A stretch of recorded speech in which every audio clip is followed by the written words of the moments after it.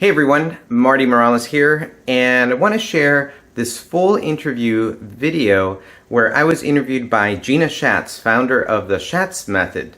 And she had a Functional Anatomy Fluency Forum back in April of 2025, and I contributed by doing a full interview where I discussed structural integration, what it is, how it fits into the Morales Method and MMASI, the Morales Method Academy of Structural Integration, and I talked a little bit also about trademarks. So without further ado, let's get into the video. If you have any questions, you can always contact us, and I hope you enjoy the content.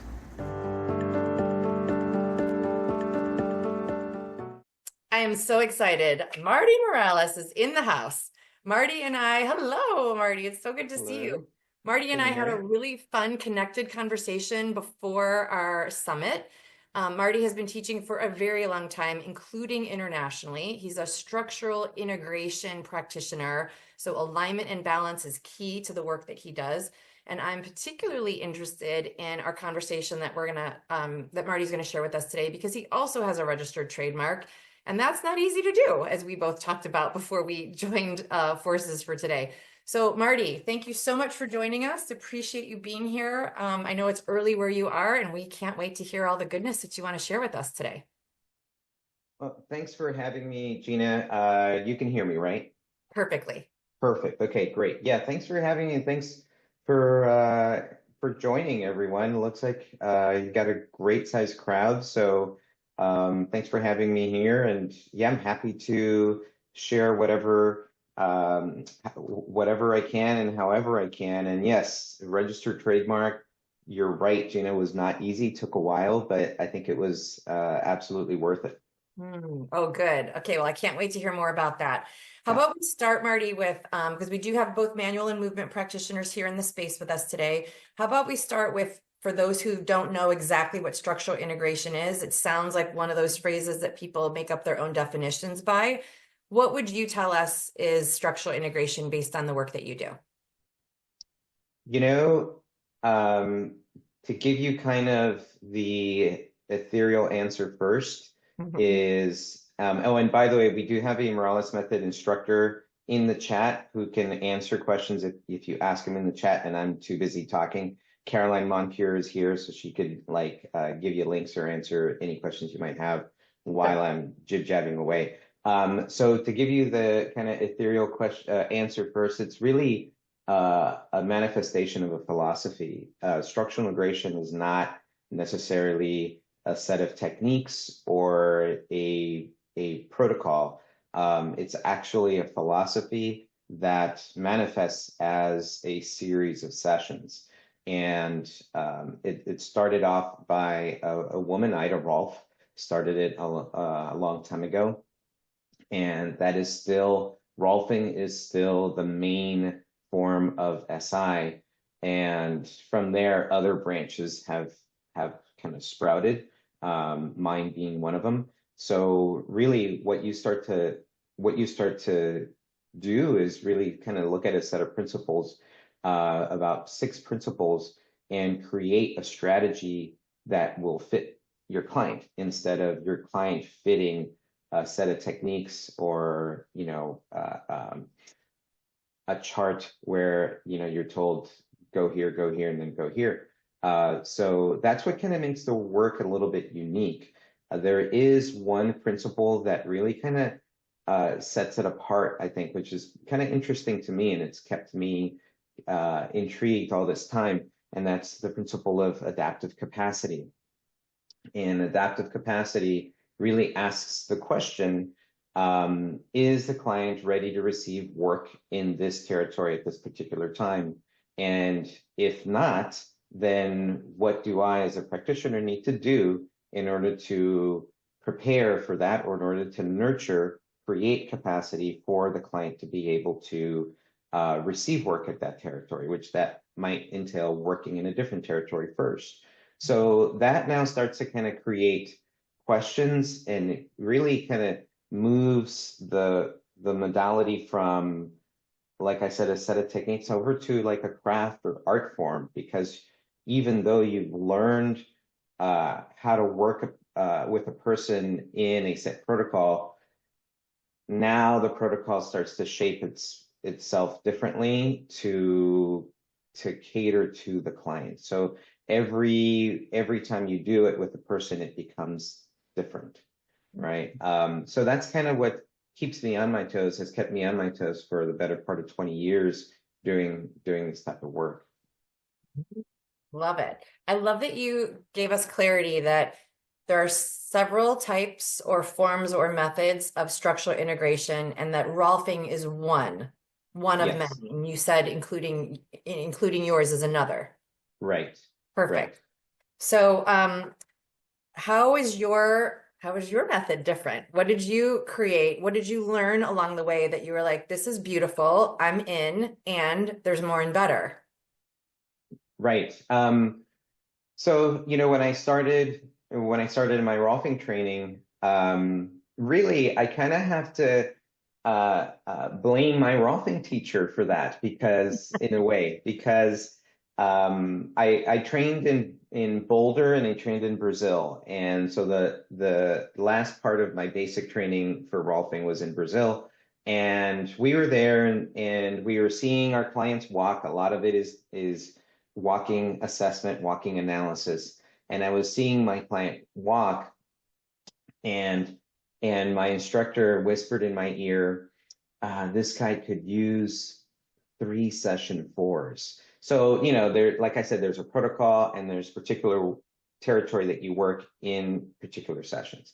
And then he said that, and that made me think, oh, that means that I can kind of bust out of this protocol and do something different to cater to this client. And that really kind of made me think. I came back to San Francisco to do my work, and it really, in the span of the first couple of years of working in my practice, the kind of lab of your practice, so to speak, things started to change for me, and I started to kind of express my Rolfing work a little differently.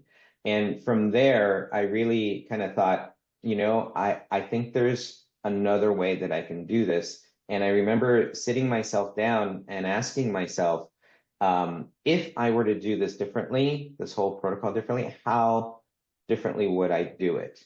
And, I'm reminded of when I went to school, when I went to junior high school, I had a typing teacher. So back in the day, you were taught how to type. So this typing teacher, on one of the days of class, he said to the whole class, if I could redo the keyboard, this is what I would do. And he redid the keyboard to basically make it easier to learn. And I thought that was fascinating. It stuck with me. And so then, fast forward, I sat myself down and I thought, if I were to do this whole thing differently, how would it look? And what would I do? And so then what I decided to do was to create a structure for teaching the work that made it much, much easier to understand. We created a matrix of palpation. We called it the concepts of palpation, that really kind of delineated and explained how it is that we work the tissue. So that was different from what was happening at the Rolf Institute. There are kind of seeds of that at the Institute, but we really, at the Rolf Institute, but with Morales Method, we really created a full structure on like, this is how we're going to palpate the tissue. And then from there, we also made it very, very easy to understand how we're going to assess. And, that's not putting down the Rolf Institute. I love it, and I wouldn't be here if it wasn't for it, right? But folks on the inside call it the mystery school, and it's kind of the mystery school for a reason, because a lot of it is a mystery. So a lot of the gait analysis was kind of not really explained. You had to be there with the teacher over and over and over and over again to really start to grok it, right? So I thought, well, if we're going to do our best to explain gait analysis, how would we do it?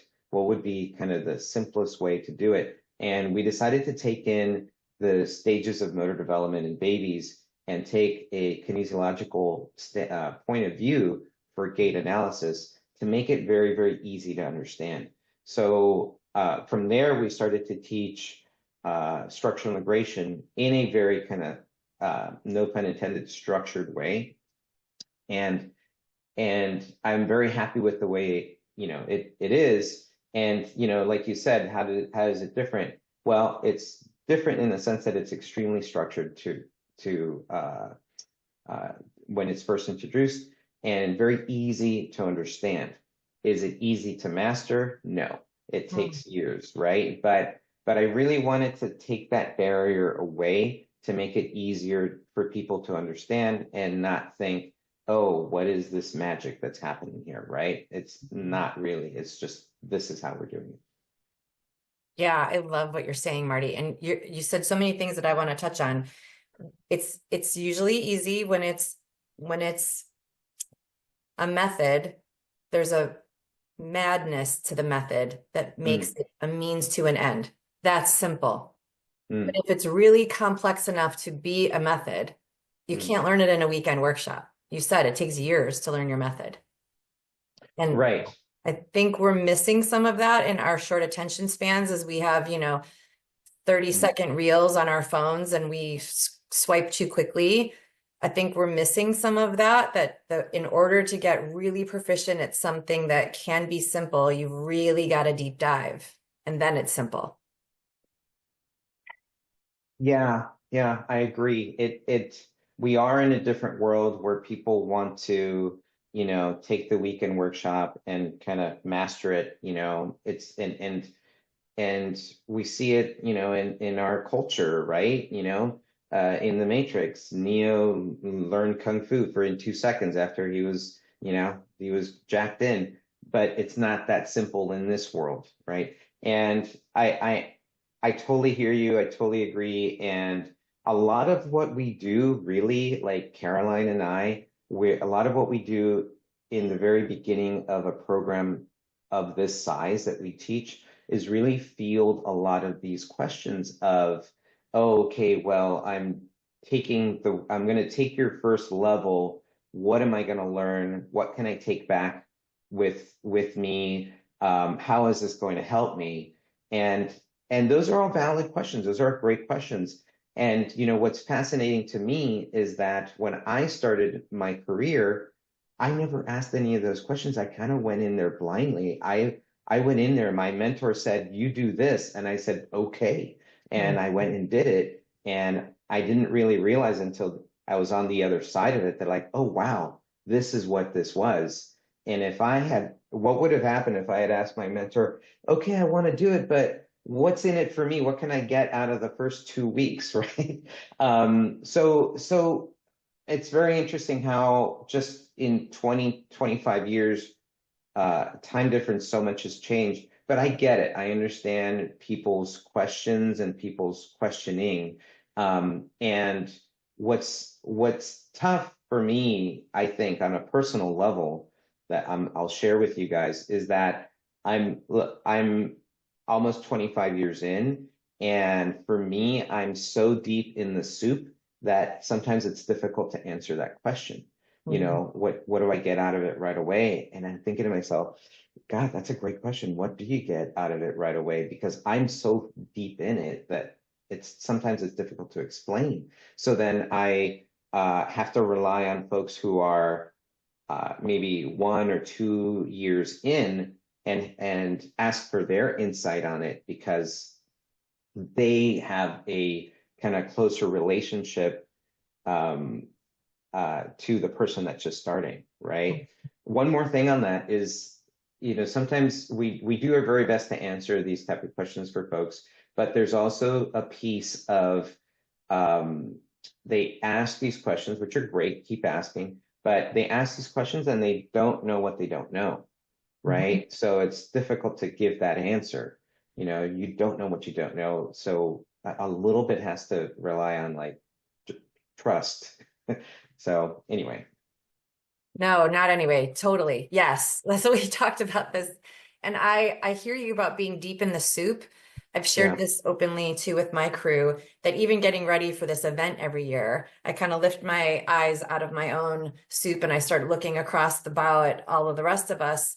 And I'm like, oh, wow, that other thing's happening out there. Oh, wow, look Mm, at that. And I question myself. But here's, you and I talked about this. Here's where I think if here's where I think we get to be. For those of us who carry a method, a methodology, and high level training, I think it would be irresponsible for us to not be deep in our own soup, mm, right? Like where are we mm, going to lead people then? If we're not mhm, fully focused on exactly the thing, where are we going to lead them to? Where's the finish line for them? So mhm, I think it's mhm, both. And I love that you said you reach mm, out to other, your other practitioners in your crew. yeah. Like what's it like for you? And that's, I think, the power of community. So Mhm. the vision holder gets to be deep in it, and everybody else gets to be surrounding and holding that moat, if you will, like around the castle, and we all get to reach out for each other for clarity. Yeah, I hear you, and I think that's hugely important.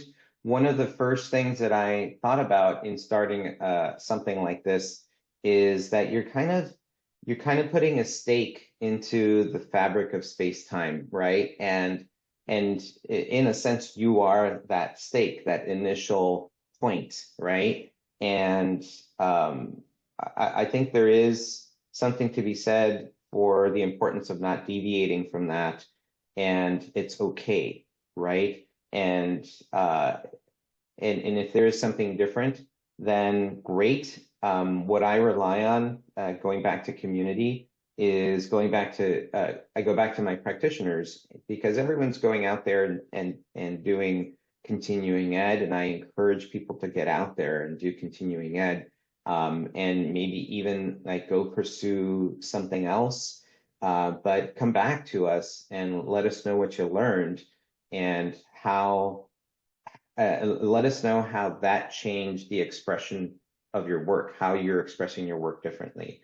And maybe something kind of penetrates the membrane of this thing, and then we can kind of uh, put it to work in our way of working or not. But I think it's important to go out there and to learn and to not be just kind of closed off. But yet at the same time, for like people like you and me, I think it's important to be like that point, you know. And then hopefully you are exposed by getting out there yourself or from people coming back and sharing what they've discovered.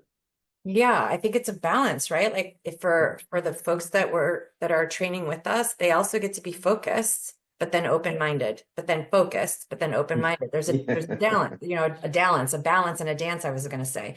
And we get to find out what that is. What would you say, Marty? How do you speak to when you do encourage practitioners to go out and learn other things and then come back? How is that coming back and synthesizing other input into the work that you've taught them? How is that different from going out there, getting another viewpoint, and then thinking that they have a method? Like, what could you speak to the difference between synthesizing versus creating a different method entirely? From the practitioner standpoint, you mean, as they try to create something different? Yeah, I mean, I think. Go ahead. you were that practitioner. So that would be great to hear from you what the difference is between synthesizing and then finding something new and different that you created. Yeah, I mean, that's actually a big question. Um, and I'm reminded, I honestly, to be absolutely honest, um, none of these thoughts were going through my head as I was going through this process Mhm. of recreating something. I did not do it with all this intention. To I was doing something, and like I said, if I were to do it differently, what would it look like? And this kind of snowballed into this. I'm reminded of a person I met many years ago who was a prop maker for the opera, the San Francisco Opera, and she was the person that you saw every year at the Halloween party, and she had the most elaborate costume. And you saw some just insane costumes that she created. And I stopped her one of the years and I said, why why are you doing this, right? Why are you doing all of these things? And why are you spending all of this time, energy, and resources into these insane costumes? Obviously, she was like, grabbed all the attention at the party, right? Because these costumes were amazing. And she said something to the effect of, I can't help it. Mhm. And this is, I can't help it. How can I not do it? And this is my way of expressing. And that kind of got me. And I thought to myself, I think this is what I'm doing in creating my thing. Um, I'm I am expressing myself through this work in my own particular unique way. I'm taking what seems to work for me. I'm leaving behind what does not seem to work for me, and I'm adding in my own personal expression of the work. Um, and it reaches a point at some point that it's more than just synthesizing. It becomes its own kind of separate entity, right? Um, and that what I just said, by the way, folks, I did not make up on my own. That is directly from the philosophy of Bruce Lee, who am a big fan of. And he would talk about how he created his style, his method, right? And a lot of his philosophy has influenced us here at Morales Method to the point where I call it a method of no method, because I want it to still be open, and I want it for it to be permeable for the practitioner so that they are able to bring in other things, right? Now, if someone decides on their end, if they decide to bring something else and synthesize and create their own expression of work, which already has happened, I appreciate it and I want to see it, right? We have one Morales Method instructor who definitely has synthesized things based on their additional continuing education. Is she at the point of creating her own method? I don't know. I think she's kind of happy enough with Morales Method for now. But if she were to create something, I would be very excited to see it and to see what the differences are, and to see kind of her stake in the ground, right? Because it's going to happen, like you said, Gina. I did it, right? And in a sense, I couldn't help myself. It was my way of expressing how I work. Yeah. No, I like what your inclusion of Bruce Lee having a style, which is what I think practitioners, we all have our own style. We have our own Yeah. style of entering a room and speaking to our clients, Mm, definitely the work that we do. And so you should bring your own style to a method that you've learned, to a certification that you hold. Every massage yeah. therapist has a license, right? There's a standard of information that they've been taught along the way, and they all have their own flavor of how they do that. I do think that there's space. We shouldn't be cookie cutters. And going deep into a method, I think, is how you get the most juice out of it. Mm, So again, it's that balance that we talked about earlier, for sure. I could talk to mhm. you about this all day, by the way. So I Oh, yeah, yeah. I know. We can. I know we can do. We started to do that when we first talked, and I think our talk is probably was longer than what this talk is going to be like. Indeed, and it still felt short. Yes. Marty, what else have I asked you today that you want practitioners here to know? Um, you know, one thing that's important, I think, that we try to stress, that's kind of pulls away from just the nuts and bolts of learning a practice. It's like maintaining a practice, Mhm. maintaining their own private practice. There's a lot that we do on our end that we try to help our folks, new body workers, either manual therapists or movement therapists. We try to help them to thrive in their practice, right? And one of the things, maybe this is too much for here, but one of the things that we like to help folks with is, setting your rate. And I think it's important to not undervalue yourself. And I think it's difficult sometimes for us who, for the most part, are more kind of heart-centered and want to help as many people as possible. But we also have to understand we have to kind of we have to help ourselves first, or else we won't be available for all the people that we want to help. So, that's one of the things that we stress, and we actually talk about it in our structural integration program. You've gone through all of this work, you've put in all the time, you've had to, hear me talk for a few hundred hours, and now at the other end of it, it's really important to set a value on what you've just done and what you've just learned. And so we kind of stress on them like, hey, it's now time to raise your rate, and I think it's very important to remind folks that that's it. Someone just said such a valuable reminder. Yeah, thank you. Yeah. And in any program to set your rate, and you'd be surprised how many folks won't even blink at the new rate, and we hear this so often, like, oh, I was so nervous, and then I said it, and then no one blinked. Some people even said it was about time that you raised your rate, that type of thing. So that's one of the things we work on, in addition to also obviously teach our program. Yeah, I love that. It's an unintended theme that's been running through the summit so far. Oh, okay. Came up yesterday as well, so I love this. And yeah, I also in our training, we call it professional development, that we literally walk side by side with the method with how are you showing up in the world? Because it doesn't do us any good. I don't want to speak for you.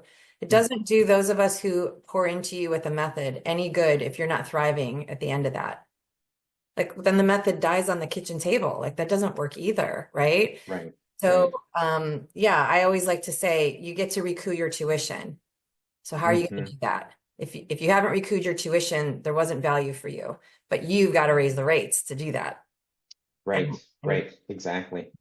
I love that you do that. I didn't know you did that in your program. Look how, see, I need another couple hours with you, Marty, for sure. Well, here I am. I mean, one of the things that I feel grateful that, I came from a business background. That was my life before all of this. And not that helped me immensely, but it just kind of cracked that door open to learn that piece, right? I still had to learn a tremendous amount of how to run my practice, how to run a business, how to understand what this type of business is, and my business background didn't really help me in any of that, but it kind of got me curious, and I was able to do research to learn how to be a good entrepreneur. And yeah, that's a piece that exists for sure in our method, because we want folks to succeed, right? We do our best to kind of take them through and mentor them through as much as possible. Yeah, I love that so much. Thank you for reminding us. Absolutely. And I also know, Marty, that you gifted us, our attendees here, you gifted us with something snazzy. Yes? Do you want to talk about it? Are we talking about the concepts of palpation online course? Yeah, I believe it was dropped Yes. in the chat, and I saw Carolyn mention, I don't know if it's Caroline or Carolyn, mentioned something about it. There was a little thumbs up there. Do you want to say anything about it? Yes. So, that's one of the first kind of foundations into our work, the concepts of palpation course. And we're providing it for free for everyone here. It's 40 minutes of your life where you can learn how we actually work the tissue and palpate the tissue, there is, like you said, a method to the madness, how we actually work, and we create a language um, for palpation, really. And it's one of the things I like about it is that it makes it easy for me to teach, makes it easy for the practitioner to understand, and it also creates a language that we can communicate on. So someone can describe to me, I worked on this person in the inferior direction of directional resistance and did passive shortening, by flexing knee, working the hamstring. And now I understand what's happening, as opposed to I felt something here and, keeping it ambiguous. So creating this language makes it easier to understand, easier to communicate, and creates a structure. So that course is one of the kind of founding courses of everything we do in the Morales method. And it's available for you guys. Go ahead and feel free to log in and enjoy it. It looks like we've had a few folks already take advantage, which is great. Oh, love it. Yeah, and if you have any questions on that course or anything, you can get a hold of us when you go to the online platform. If you have any questions, you can email us, and we're available for you guys. And that's it. Thanks. I love that, Marty. And just for clarity, so palpation skills is this course also applicable for the movement practitioners that are here? For movement practitioners, I think it would be a great way to see what's behind the curtain, how people work, and to understand that not everyone works entirely from a muscle-centric standpoint or a fascia-centric standpoint. There are practitioners such as us who work from a tension-centric standpoint or directional tension-centric standpoint. And as we do that, you can kind of see, hey, this is how this person works, how we kind of slice the cake a little differently. And then hopefully that helps us kind of bridge the gap of communication as we work together. We work with movement practitioners as well, and I love sharing how I do it and how that might inform how they do it, how they do their work, and vice versa. So, Perfect. A little peek behind the curtain. That's perfect. I love it. And I'm so glad that you guys are already jumping in on that. It sounds like an incredible course. I'm probably going to jump in on that too and see what the tension's about. So Marty, thank you for your generosity. Thank you for your time and your thoughtfulness. I really appreciate you being here with us today. Thank you, Gina. I appreciate it. Thanks you guys for joining, and guys, enjoy the rest of your day. You're doing some great work, Gina. Thanks for putting all this together. My pleasure. Thank you for saying that. All right. See you. All right. Okay. Bye, Marty. Bye-bye. So fun.